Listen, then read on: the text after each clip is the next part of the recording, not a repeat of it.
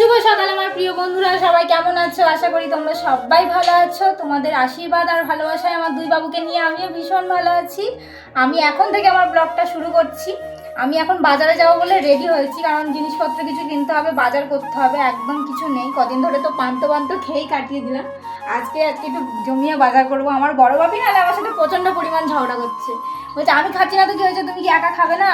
তো ভাইকে খাওয়াবে না, মানে ও একটু বড় বলে না, একটু বেশ বড় বড় দায়িত্ব। আর আমি এখন রেডি হয়ে গেছি, এখন আমার তাতান সোনাকে রেডি করাবো। আর এখানে আমার বড় বাপি আর ছোট খেলা করছে। এখানে কি করেছে, এটা কি করেছে তাতান? এমা তোমার কি অবস্থা তাতান? তুমি কি খেয়েছো? হে বাবা, আমি এখন বেরোবো, রেডি হয়ে গেছি, আর ও এখানে দাঁত বার করছে। তার মধ্যে আমার আলতাটাকে ফেলে এ বাবা, এ তো লোকের বাড়ি একই শোনা। বলি যে মার্বেল থেকে এগুলো উঠবে। তুই কি রে? আর বেলা হয়ে যাচ্ছে, 10টা বেজে গেছে। রোদ কতখানি রোদ দিয়েছে, কিভাবে বাইরে ছুটে ওর পালিয়ে যাচ্ছে। কি বাজে ছেলে! এ বাবা, যাবি না? আমি কি বলছি, তুমি যাবে না কেন? চলো চলো চলো যাই, বেলা বেড়ে যাচ্ছে, চলে যেতে হবে। আমি তাড়াতাড়ি আয়, তোকে পরিষ্কার করাই আগে। আর ভালো লাগে না বাবা, তুমি এই বইপত্রগুলো সব গুছিয়ে নাও, তোমার ব্যাগগুলো। আমি এসে জামা কাপড়গুলো কাচবো। এখনও প্রতিদিন এই এত এত করে কাচতে হচ্ছে। ভালো লাগে না, ভালো লাগছে না আমার আর এদের দুজনের জ্বালায়।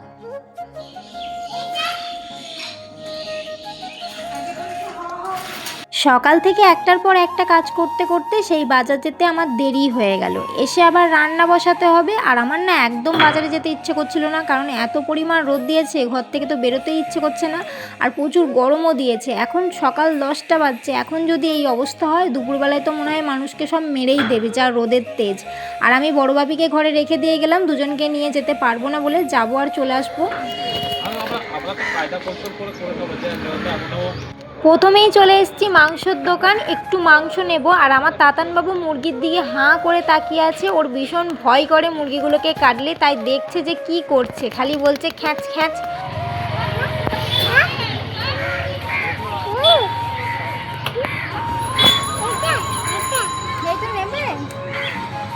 কোনটা নেবে? এইটা নেবে? ওইটাও নেবে? কিন্তু সবজির দোকানের লোক কোথায় গেল? দোকান ছেড়ে দিয়ে চলে গেছে তো। আর তুমি বিস্কুট খাচ্ছ? কি রোদ বাইরে! বাজার নেওয়া হয়ে গেছে, এবার বাড়ি যাব। কিন্তু আমার তাতানবাবু ঠাকুর নম করছে, তাই দাঁড়িয়ে পড়লাম। নম করেছো তুমি? নম করেছো? হ্যাঁ, যতবার বাজারে আসবে এই ঠাকুরটাকে নম করবে, তারপর ও বাড়ি যাবে, নাহলে কিন্তু কান্না শুরু করে দেয়। বাজার থেকে চলে এসেছি, আর আজকে অনেক বাজার করেছি, কিন্তু এখন বাজার দেখাতে পারার মতো সময় নেই, কারণ প্রচুর খিদে পেয়ে গেছে। আর খিচুড়ি স্কুল থেকে আমরা টিফিনটা নিয়ে চলে এসেছি আমার বড় বাপি। আজকে কিন্তু খুব সুন্দর খিচুড়ি দিয়েছে। হ্যাঁ, একটা ডিম দিয়েছে, একটা দেয়নি আধা। আধা, হ্যাঁ, আগে সেটাই খাই। বড় কাকা, বড় বাপি তুমিও খাবে তো? হ্যাঁ, খাবো। চলে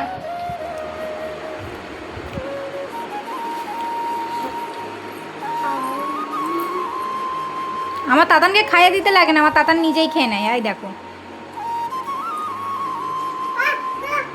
আবার ডিম নিয়ে মারামারি। প্রতিদিন ডিম খাচ্ছে তো। ও বাবা, প্রতিদিন ডিম খাচ্ছে তবু হচ্ছে না। খাসনি বাবা, খাসনি।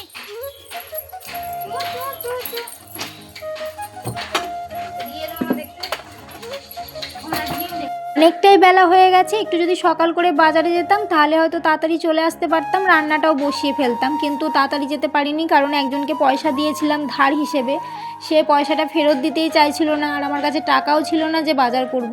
তাই দুদিন ধরে আমি একদম আলু সেদ্ধ ভাতই খাচ্ছিলাম। আজকে টাকাটা দিতেই আমি একটু মাংস কিনে নিয়ে এসেছি, আর সেটা রান্না করব। আগে এই কাজগুলো করে নিই, খিচুড়িটা খেয়েছি, একটু পেটটা ঠান্ডা আছে, তাহলে এই বাকি কাজগুলো গুছিয়ে নিই, তারপর রান্না বসাবো। কিছু মানুষ আছে যাদেরকে বিশ্বাস করি, কিন্তু তারা বিশ্বাসের মর্যাদায় রাখতে পারে না। বিশ্বাস করে একটা মানুষকে আমি টাকা ধার দিয়েছিলাম, মানে ধারও নয়, সেই মানুষটা আমার কাছে চিটিংবাজি করে টাকাটা নিয়েছিল। তারপরে সেই টাকাটা যখন আমি ওকে বলছি একটু ফেরত দাও, আমার দরকার আছে, সেই মানুষটা কিছুতেই দিচ্ছে না। আজকে 3-4 দিন ধরে আমায় ঘোরাচ্ছে। এরকমই আমার সাথে হয় নাকি এরকমই সবার সাথে হয় আমি জানি না। মানে বেশিরভাগ মানুষকেই আমি দেখেছি আমার কাছ থেকে টাকা পয়সা নেয়, তারপর যখন ফেরত দেওয়ার সময় হয় কিছুতেই দেবে না। 2 দিন ধরে আমার বাড়িতে চাল নেই, ডাল নেই, তেল নেই। আমি বারবার বলছি দাও, পয়সাটা ফেরত দাও, কিন্তু একবারও বসে বলছে না, শুধু বলছে নেই। যখন আছে টাকা কিন্তু আমাকে দেওয়ার সময় বলছে নেই। তাহলে কি ধরনের মানুষ? সেই সব মানুষের জন্যই আমি কোনো মানুষকেই বিশ্বাস করতে পারি। টাকাটা নিয়েছে আমার কাছে চিটিংবাজি করে, আমাকে একবারও বলেনি, শুধু বললো তোমার ফোনপে থেকে কিছু টাকা পাঠিয়ে দাও, আমি তারপর তোমায় দিয়ে দিচ্ছি। তারপর সে টাকাটা দিল না, সেইভাবে ওর কাছে আজকে 1 মাস রয়েছিল। আজকে আমি যখন চাইছি 3 দিন ধরে ঘুরিয়ে যখন টাকাটা আমায় ফেরত দিচ্ছে, ওর বাবাকে বললো কি যে ওর কাছে পয়সা নেই, আমার কাছে 100 টাকা ধার নেবে, তুমি একটু দাও না। তার মানে আমি টাকাটা দিয়েও আবার ওর কাছ থেকে মানে ঘুরিয়ে ধার, ওর বাবা বলছে তুমি পয়সা ধার নিয়ে যাচ্ছ আমার মেয়ের কাছে। তাহলে কি বলবো, কেমন ধরনের মানুষ? আমি টাকাটা পাই, আমাকে আবার বলছে নাকি আমি ওর কাছে ধার নিতে গেছি। ভগবান।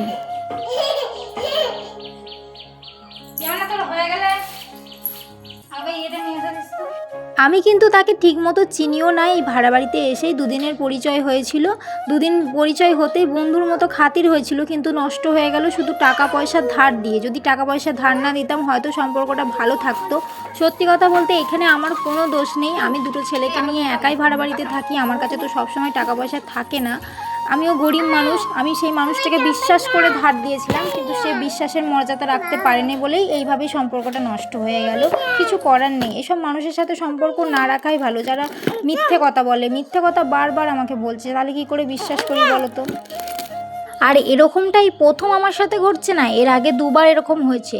এর আগে 2জন ছিল যারা আমার সাথে এমন মিশেছে, ভালো বন্ধুর মতো ব্যবহার করেছে, তারপরে আমার কাছে টাকা পয়সা ধার নিয়ে আর কিছুতেই ফেরত দিতে চাইছিল না। সেটা আমি বাড়িতে না জানিয়ে ওদেরকে দিয়েছিলাম। বাড়িতে যখন জানতে পারলো, টাকাটা যখন ফেরত দিচ্ছিল না, তোমাদের দাদাভাই জানতে পারলো, তখন বাড়িতে প্রচুর অশান্তি হয়েছিল। সেটা ওদেরকে বললাম যে টাকাটা ফেরত দে, কিছুতেই দিতে চাইছিল না। টাকাটা নিয়েছিল একসাথে অনেকগুলো, আর যখন দিচ্ছিল একটু একটু করে দিচ্ছিল, মানে প্রচুর পরিমাণ বিপদে ফেলে দিয়েছিল। সত্যি কথা বলতে তারপর থেকে আমি কোনো মানুষকে বিশ্বাসই করতে পারতাম না, কারোর সাথে মিশতাম না, একা একাই থাকতাম। তারপর এই ভাড়া বাড়িতে এসে আবার সেই একই জিনিস আমার সাথে ঘটে গেল। সত্যি আমি বিশ্বাসই করতে পারছি না যে আমি মানুষকে বিশ্বাস কিভাবে করব। যাকেই বিশ্বাস করতে যাই সেই আমার পেছনে ছুরি মেরে দেয়। আর এই মানুষটাকেও আমি বিশ্বাস করলাম, ভাবলাম হয়তো আমি একা একা থাকি, আমার কোনো আপদে বিপদে কাজে লাগবে, কিন্তু কাজে লাগছে না, ও আমার অকাজেই লাগছে। মানে আমি একা ছেলেগুলোকে নিয়ে এখানে থাকি, আমায় কোথায় 2-4 টাকা দিয়ে হেল্প করবে সেই জায়গায় নয়, আমার কাছ থেকে নিয়ে আমাকে বিপদে ফেলছে। ছেলেটার এত শরীর খারাপ হলো, বারবার বললাম টাকাটা ফেরত দাও, তো কিছুতেই দিল না। কত মিথ্যে কথা বলছে সকাল থেকে, মানে রবিবার থেকে আজকে সোম মঙ্গল বুধ বৃহস্পতিবার হয়ে গেল, তবুও সেই টাকাটা দিতে চাইছে না। তাহলে এর থেকে আর কিছু বলার নেই। আর সেটা তো দূরের কথা, আবার মিথ্যে কথা বলছে। আমি ওর বাবার কাছে আনতে গেছি যখন টাকাটা, বলছে নাকি যে আমি ওর কাছে ধার নিচ্ছি। তাহলে এগুলো তো খুব খারাপ লাগে বলো। তোমাদের কাছে এসব কিছু আমি শেয়ার করতাম না, কিন্তু করার একটাই কারণ, একবার নয় বারবার আমার সাথে এরকম হয়েছে। আমি এটাই ভেবে পাই না যে ওরা আমাকে দেখে কি মনে করে, যে আমি হয়তো অনেকটাই বোকা, তাই আমাকে সহজে বোকা বানিয়ে ফেলে। কিন্তু সত্যি কথা বলতে কি, আমার কাছে কেউ এসে যদি বলে না যে আমার কাছে টাকা নেই, খুব দরকার, আমি থাকতে পারি না, তার জন্য দিয়ে দিই। আসলে একদিন তো আমার ওরকম সময় গেছে, আমি না খেয়ে দিন কাটিয়েছি, তখন মানে আমি কারো কাছে চাইলে কেউ দিত না, সেই দিনটা ভেবেই আমি দিই যদি কিছু উপকার হয়, কিন্তু ওদের উপকার করতে গিয়ে নিজেই বিপদে পড়ে যাই। হাজার রকম কথা বলতে বলতে মাংস কষানো হয়ে গেছে, একটু তুলে রেখে জল দিয়ে দিলাম। বড় বাপিকে কষা মাংস দিয়েছি, বসে বসে এখন খাচ্ছে। কেমন হয়েছে বল? ভালো। আর আমার ছোটটা কোথায় গেল? ওটা ওখানে। ও বাবা, ইনি মহারাজা, উনি ওপরে উঠে বসে আছে। ভালো? কতটা ভালো? আর গোটা 2টো হাতে খালি আলতা মাখছে, আলতাটাকে নষ্ট করেছে। আমাকে তার সাথে মারছে।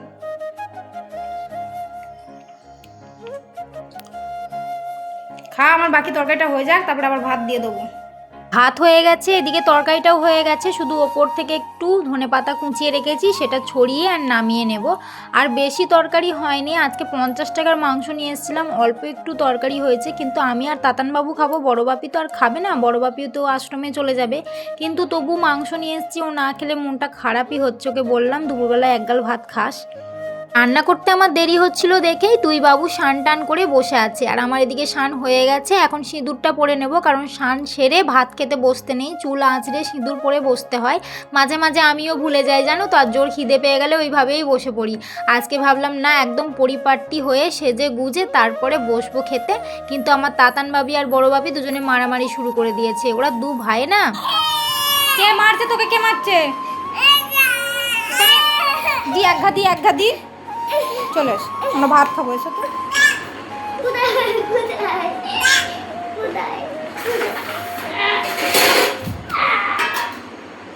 কোথায় লাগলো?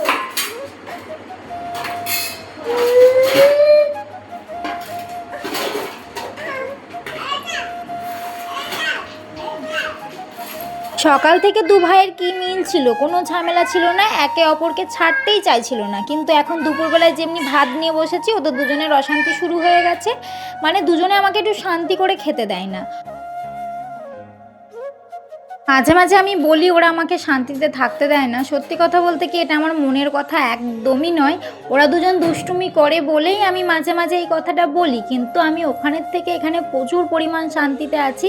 ওখানে আমি হাজার মাংসের ঝোল ভাত খেলেও আমার মনে শান্তি থাকতো না, কিন্তু এখানে আমি আলু ভাতে ভাত খেলেও কিন্তু খুব ভালো আছি। আমার দুই ছেলেও খুব ভালো আছে। তাই আমি ওটা বলি ওরা দুষ্টুমি করে বলেই, কিন্তু মাঝে মাঝে মুখ থেকে বেরিয়ে যায়। কিন্তু সত্যি মন থেকে বলছি আমি ভীষণ ভালো আছি।